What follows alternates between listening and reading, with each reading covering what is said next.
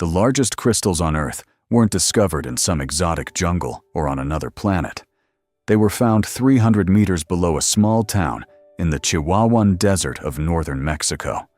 And for most of human history, nobody knew they existed.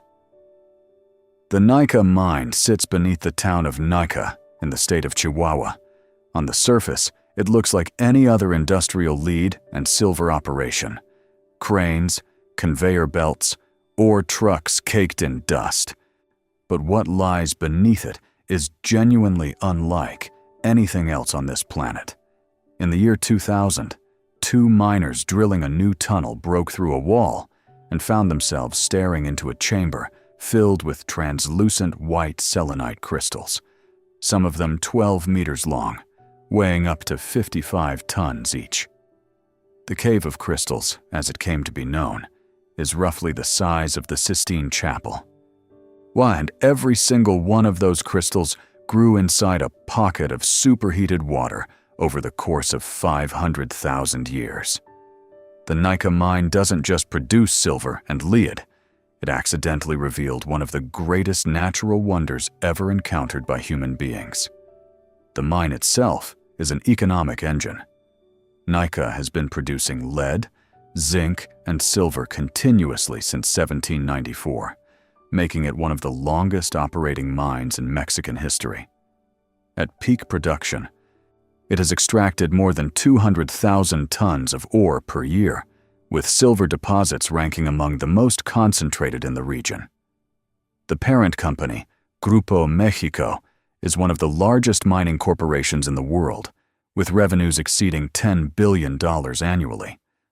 But the real story of Naica is geological, because the same hydrothermal conditions that deposited its silver veins also created something that no mining engineer planned for and no investor anticipated.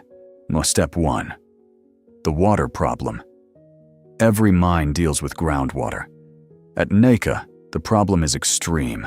The entire ore body sits inside a mountain saturated with geothermally heated water.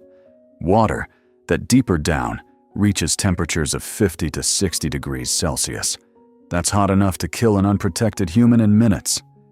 Since the 1970s, the mine has operated a continuous pumping system, extracting millions of liters of water per day just to keep the tunnels dry enough to work in. Now, without those pumps running 24 hours a day, the mine would flood completely within months. Think of it like trying to dig a hole on a beach, except the water is the temperature of a hot tub, and it's coming from every direction simultaneously. It was precisely this pumping that led to the crystal discovery. As miners drained deeper sections of the mountain, they inadvertently lowered the water table below the Cave of Crystals for the first time in geological history, exposing a chamber that had been sealed, submerged, and completely undisturbed for 500,000 years. Step 2. How the crystals actually formed. The crystals in the Cave of Crystals are made of selenite, a form of gypsum, which is calcium sulfate dihydrate. That's a compound so common, it's used in drywall and blackboard chalk. But at Naica, something extraordinary happened to it. Deep below the mine, magma chambers heat the groundwater to extremely high temperatures. As that hot water rises through fractures in the limestone, it dissolves in hydrite, a dry form of calcium sulfate, out of the surrounding rock. When this superheated mineral-rich water slowly cools to around 58 degrees Celsius, the chemistry shifts, and hydrite becomes unstable at that temperature. It converts into gypsum, and the gypsum precipitates out of solution, meaning it solidifies and crystallizes onto any surface it can find. Over 500,000 years, in a sealed chamber with perfectly stable temperature and chemistry, those crystals just kept growing. Layer by microscopic layer, year after year, millennium after millennium. The result is the largest natural crystals ever found on Earth. For comparison, the largest crystals ever grown in a laboratory are a few centimeters long. The ones in Naica are the length of school buses. Step 3. the science of extraction, and the impossible problem of preservation. Once the cave was discovered, scientists immediately understood what they were looking at. Geologists, crystallographers, and astrobiologists descended on Naica from institutions around the world. NASA sent researchers. The cave was studied, mapped, sampled, and analyzed in extraordinary detail.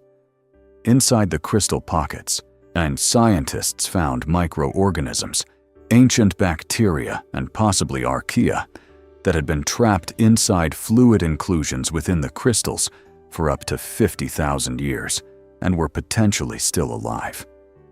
That discovery shifted the conversation about what life can survive in extreme conditions, with direct implications for the search for life on other planets. But here's the brutal trade-off. The cave can only be entered with specialized ice suit equipment, refrigerated suits with ice packs that allow a researcher to survive roughly 45 minutes inside before their core body temperature becomes dangerous. The air is 99% humidity at 50 degrees Celsius. Without protection, heat stroke begins within 10 minutes. Scientists have called it one of the most hostile environments ever explored on Earth's surface. Every instrument brought inside fogs instantly. Now, every measurement is a race against the body's own limits. The extraction problem isn't how to mine the crystals, it's that you can't. The crystals are too large to move without shattering, too fragile to survive a change in humidity, and too scientifically important to disturb.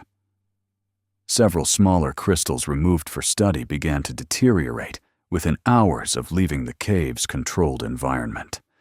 The cave is, in a very real sense, a museum that destroys its own exhibits the moment you touch them. Step 4. The shutdown and what it means.